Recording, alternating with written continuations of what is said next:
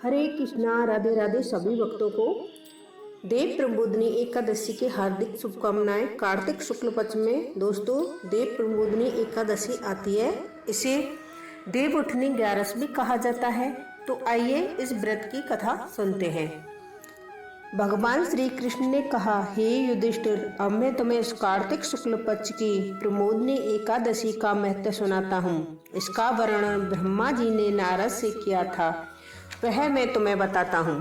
ब्रह्मा जी बोले, हे पुत्र, आप पापों को हरने वाली, पुण्य और मोक्ष को देने वाली प्रमोदनी एकादशी का महत्व सुनिए। इस एकादशी के दिन भगवान विष्णु 4 महीने का सहन करते हैं। सहन करने के पश्चात जागते हैं, इसलिए इसे देवोत्थान एकादशी भी कहा जाता है। धार्मिक श्रद्धालु इस दिन तुलसी व शालिग्राम जी का विवाह आयोजित करते हैं। पृथ्वी पर गंगा तथा तीर्थ समुद्र सरोवर का प्रभाव तभी तक रहता है जब तक कि देव प्रमोदनी एकादशी तिथि आती है। इस एकादशी के व्रत का फल 1000 अश्वमेध और 100 राजसूय यज्ञों के बराबर होता है। नारद जी ने पूछा, हे पिता, एक समय भोजन करने, रात्रि को भोजन करने तथा सारे दिन उपवास करने से क्या फल मिलता है, सो आप विस्तार पूर्वक समझाइए। ब्रह्मा जी बोले, हे पुत्र, एक बार भोजन करने से 1 जन्म और रात्रि को भोजन करने से 2 जन्म तथा पूरा दिन उपवास करने से 7 जन्मों के पाप नष्ट हो जाते हैं। जो वस्तु तीनों लोकों में न मिल सके वह हरि प्रबोधिनी एकादशी के फल से प्राप्त होती है। इस एकादशी के व्रत का प्रभाव मेरु और मंदराचल के समान भारी पाप को नष्ट करने वाला होता है तथा अनेक जन्मों के पाप भी क्षण भर में भस्म हो जाते हैं। इस प्रमोदनी एकादशी का विधि पूर्वक व्रत करने पर मनुष्य को ऐश्वर्य, संपत्ति तथा राज्य वैभव प्राप्त होता है। उनके प्रत्य नरक से दुखों से छुटकारा पाकर ले देवलोक को जाते हैं। विधि पूर्वक थोड़ा सा पुण्य कर्म अनंत फल देता है, परंतु विधि रहित व्रत चाहे अधिक किया जाए तो उसका फल भी कुछ नहीं मिलता। संध्या न करने वाले नास्तिक, वेद निंदक, धर्म शास्त्र को दूषित करने वाले मूर्ख, पाप कर्मों में सदैव लगे रहने वाले, धोखा देने पर स्त्री गमन करने वाले, इन सब मनुष्य के शरीर में धर्म नहीं रहता है। जो विधवा अथवा सधवा ब्राह्मणी से भोग करते हैं वे अपने कुल सहित नष्ट हो जाते हैं, पर स्त्रीगामी के संतान नहीं होती है और उसके पूर्व जन्म के संचित सब अच्छे कर्म नष्ट हो जाते हैं। जो गुरु और ब्राह्मणों से अहंकार युक्त बात करता है उसका पुण्य भी शीघ्र ही नष्ट हो जाता है।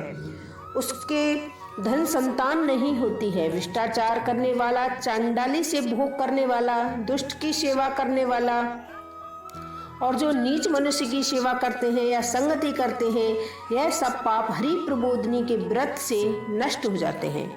जो मनुष्य अपने मन में हरि प्रबोधिनी एकादशी के व्रत को करने का संकल्प मात्र करते हैं उनके 100 जन्मों के पाप नष्ट हो जाते हैं और वह नरक के दुखों से छूटकर विष्णु लोक को जाते हैं।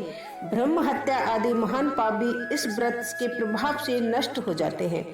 जो फल समस्त तीर्थों में स्नान करने, गौ स्वर्ण और भूमि दान करने से होता है, वही फल प्रबोधिनी एकादशी की रात्रि को जागरण करने से मिलता है।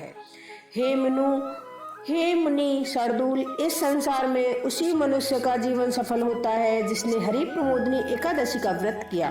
इस संसार में जितने भी तीर्थ हैं उन सबके स्नान का फल इस व्रत से मिलता है। अतः और सभी कर्मों का त्याग कर भगवान को प्रसन्न कार्तिक शुक्ल हरि प्रमोदनी का व्रत करना चाहिए। जो मनुष्य इस एकादशी के व्रत को करता है वह ज्ञानी, तपस्वी तथा जितेंद्रिय होता है और उसी का भोग तथा मोक्ष प्राप्त होता है, क्योंकि यह विष्णु को अत्यंत प्रिय है। मोक्ष के द्वार को बताने वाले तथा उसके तत्व का ज्ञान देने वाली है। इसका एक बार में ही व्रत करने से मनुष्य मोक्ष का अधिकारी हो जाता है। मन, कर्म, वचन 3 प्रकार से पाप इस रात्रि को केवल जागरण करने से नष्ट हो जाते हैं।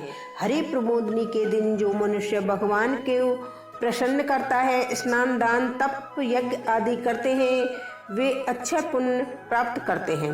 हरि प्रबोधिनी एकादशी के दिन व्रत करने से मनुष्य के बाल, यौवन और वृद्धावस्था में किए गए समस्त पाप नष्ट हो जाते हैं। इस एकादशी को रात्रि में जागरण करने का फल चंद्र सूर्य ग्रहण के समान स्नान करने से 1000 गुना अधिक होता है।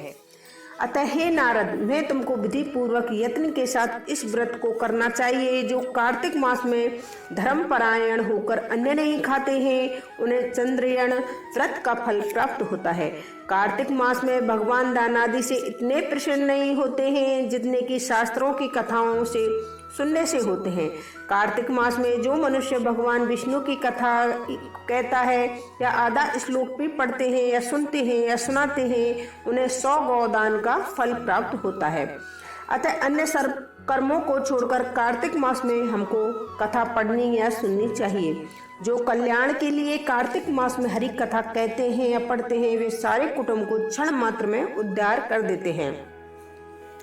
नियम पूर्वक हरि कथा सुनते हैं वे 1000 गौदान का फल पाते हैं। विष्णु को जागने के दिन जो भगवान की कथा सुनते हैं वे 7 दीपों समेत पृथ्वी के दान करने का फल पाते हैं। जो मनुष्य भगवान की कथा को सुनकर कथावाचक को अपनी सामर्थ्य के अनुसार दक्षिणा देता है उनको सनातन लोक मिलता है।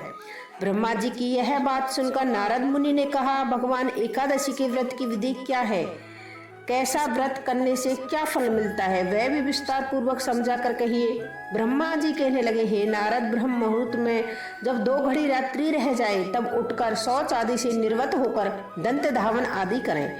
उसके बाद नदी, तालाब, कुआं, बावड़ी या घर पर ही स्नान आदि करें।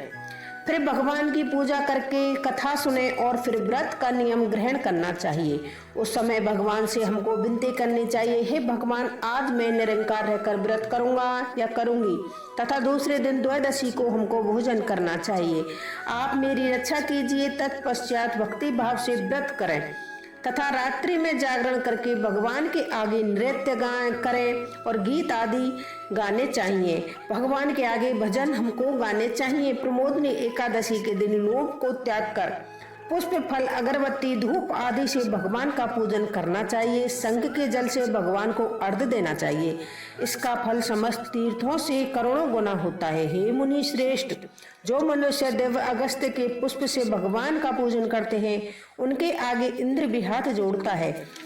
तपस्या करने पर, संतुष्ट होने पर हरि भगवान वह फल नहीं देते जो अगस्त के पुष्पों से अलकृत करने से देते हैं। जो कार्तिक मास में बेलपत्र से भगवान की पूजा करते हैं वे मुक्ति को प्राप्त होते हैं। हे वत्स्य, कार्तिक मास में जो तुलसी और मजरी से भगवान का पूजन करते हैं उनके पिछले अनेक जन्मों के पाप नष्ट हो जाते हैं। तुलसी दर्शन, स्पर्श करने से, कथा कहने से, नमस्कार करने से, स्तुति करने से, तुलसी रोपण करने से, जल सींचने से, प्रतिदिन पूजन करने से, सेवा आदि करने से युग पर्यंत विष्णु लोक हमको मिलता है। हे मुनि, रोपी हुई तुलसी जितनी जड़ों का विस्तार करती है उतने ही तुलसी रोपण करने वाले व्यक्ति के पुण्यों का विस्तार होता है। जो कदम के पुष्पों से हरि का पूजन करते हैं वो भी कभी यमलोक को नहीं जाते हैं। जो गुलाब के पुष्पों से भगवान का पूजन करते हैं उन्हें अनंत पुण्य प्राप्त होता है। जो वकुल और अशोक के फूलों से भगवान का पूजन करते हैं उन्हें सूर्य, चंद्रमा तथा किसी भी प्रकार का दुख प्राप्त नहीं होता है। जो मनुष्य सफेद या लाल कन्नेर के फूल से भगवान का पूजन करते हैं उन पर भगवान अत्यंत प्रसन्न रहते हैं। जो दूब के अंकुरों से भगवान की पूजा करते हैं वे 100 गुना पुण्य फल प्राप्त पाते हैं। जो समी के पत्र यानी समी के पत्ती से भगवान की पूजा करते हैं उनको यमराज से छुटकारा मिलता है। जो वर्षा ऋतु में भगवान का चंपा के फूलों से पूजन करते हैं उनको पुनः जन्म से मुक्ति मिल जाती है। जो मनुष्य केतकी का पुष्प भगवान पर चढ़ाते हैं उनको करोड़ों जन्म के पाप नष्ट हो जाते हैं। जो पीले रक्त वर्ण के कमल के पुष्पों से भगवान का पूजन करते हैं उनको श्वेत दीप में स्थान मिलता है। इस प्रकार रात्रि को भगवान का पूजन कर प्रातः काल होने पर उठकर नदी पर जाएं, वहां स्नान करें, जप तथा प्रातः काल के कर्म करके घर पर आकर विधि पूर्वक भगवान केशव का पूजन करें। व्रत की समाप्ति पर विद्वान ब्राह्मणों को आप भोजन कराएं और दक्षिणा देकर क्षमा याचना करें। इसके पश्चात भोजन करें। गौ और दक्षिणा देकर गुरु का पूजन करें। ब्राह्मणों को दक्षिणा देवें और जो चीज व्रत के आरंभ में छोड़ने का निश्चय किया था वह ब्राह्मण को दे दें। रात्रि में भोजन करने वाला मनुष्य ब्राह्मण को भोजन करावे और स्वर्ण सहित बैल का दान करना चाहिए। आंवले से स्नान करने वाले मनुष्य को दही और शहद का दान करना चाहिए। जो मनुष्य फलों को त्यागे वह फल दान करे। तेल छोड़ने पर घृत और घृत छोड़ने पर दूध, अन्न छोड़ने पर चावल का दान किया जाता है। जो भूमि पर सहन का व्रत लेते हैं उनको शैया दान तथा तुलसी सब सामग्री देनी चाहिए।